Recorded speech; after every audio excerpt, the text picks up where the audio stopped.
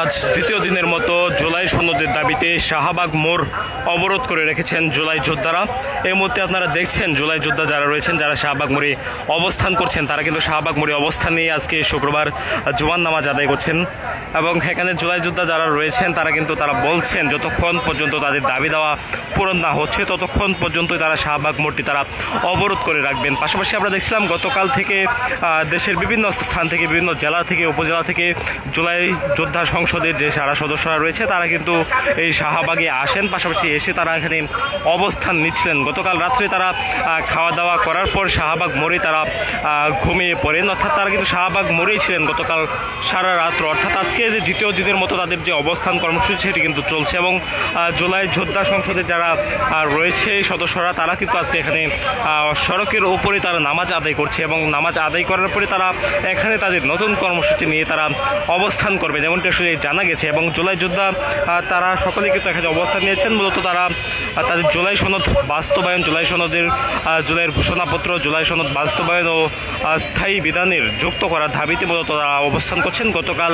সকাল 9 থেকে 10টার দিকে তারা শাহবাগে অবস্থান নেন এবং এখানে জুলাইয়ের শহীদ পরিবার, জুলাইয়ের যোদ্ধা বা আহত যারা রয়েছেন তারা কিন্তু এখানে অবস্থান নিয়ে রেখেছেন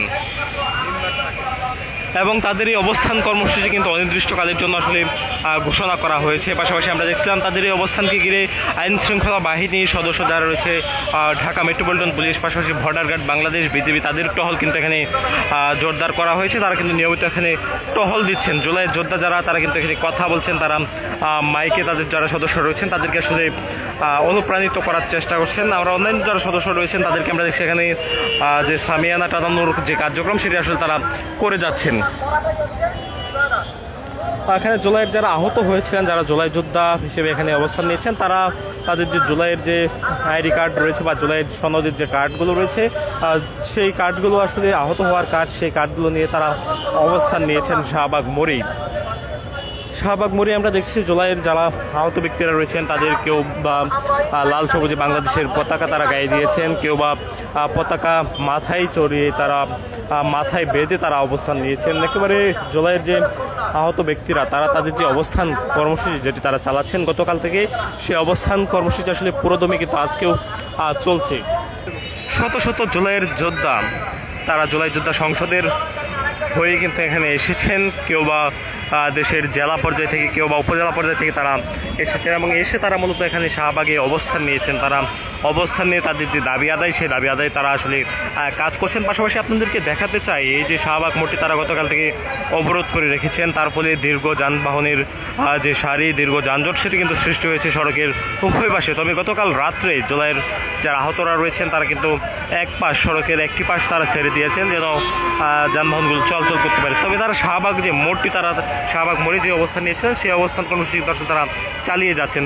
এবং শাহবাগ মোড় দিয়ে যে সকল জরুরি পণ্য পরিবহন বা জরুরি যে সকল যানবাহন রয়েছে, অ্যাম্বুলেন্স বা পুলিশের গাড়িগুলো, গণমাধ্যম কর্মীদের গাড়ি, সেই গাড়িগুলো আসলে তারা ছেড়ে দিচ্ছেন। অপর প্রান্তে আপনাদেরকে দেখানোর চেষ্টা করছি জুলাইয়ের যোদ্ধারা তারা সড়কের একটি পাশ ছেড়ে দেওয়ার ফলে যানবাহন চলাচল করছে, তবে কিছুটা ধীর গতিতে চলাচল করছে। স্বাভাবিক যে গতি সেই গতি কিন্তু কমে এসেছে। এবং আরেকটি বিষয় আপনাদেরকে জানাতে চাই, ঢাকা মেট্রোপলিটন পুলিশের যে ব্যারিকেডগুলো ছিল সড়কের উপরে, সেই ব্যারিকেডগুলো দিয়ে মূলত তারা এখানে তাদের যে অবরোধ কর্মসূচি সেটি কিন্তু আসলে তারা পালন করছেন। পাশাপাশি তাদের এই অবরোধের কারণে মানুষের যে তীব্র ভোগান্তি সেটি কিন্তু আসলে দেখা দিয়েছে। আজ ছুটির দিন হওয়ায় মানুষের যে ভোগান্তি সেটি আরও বেশ বড় আকার ধারণ করেছে বা তীব্র জনদুর্ভোগের সৃষ্টি হয়েছে।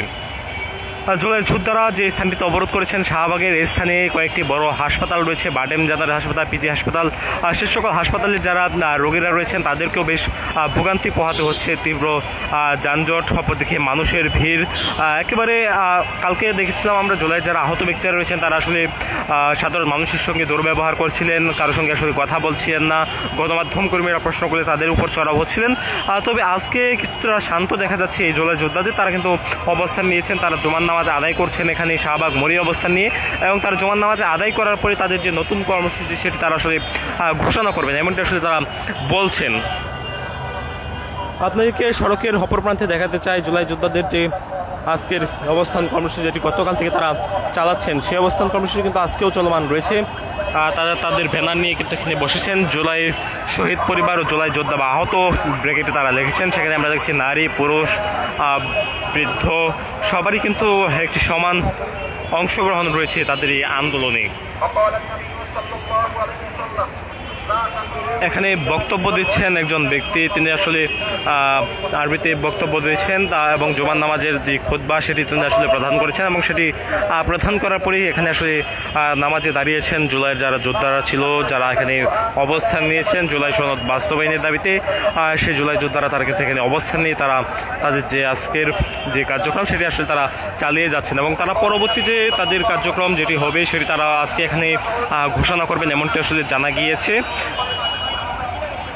জুলাই যোদ্ধারা তারা কয়েকদিন ধরে এখানে অবস্থান করার মানসিকতা নিয়ে মূলত এখানে তারা এসেছেন। তাদের যে নিত্য প্রয়োজনীয় যে সকল সামগ্রী রয়েছে, তারা যে সকল সামগ্রী তাদের কাজে লাগে সেই সকল সামগ্রী তারা নিয়ে মূলত এখানে এসেছেন এবং তারা এক থেকে একাধিক দিন তারা এখানে অবস্থান করবেন এমনটা আসলে তারা বলছেন। যতক্ষণ পর্যন্ত তাদের দাবি আদায় না হচ্ছে ততক্ষণ পর্যন্ত তারা এখানে থাকবেন। আপনাদেরকে দেখানোর চেষ্টা করছি জুলাইয়ের যোদ্ধা যারা এখানে অবস্থান নিয়েছেন বা জুলাইয়ের যারা আহতরা, তাদের মাথায় সকলের মাথায়তেই রয়েছে বাংলাদেশের জাতীয় পতাকা বাঁধা অবস্থায়। পাশাপাশি তারা এখানে নামাজ আদায় করছেন।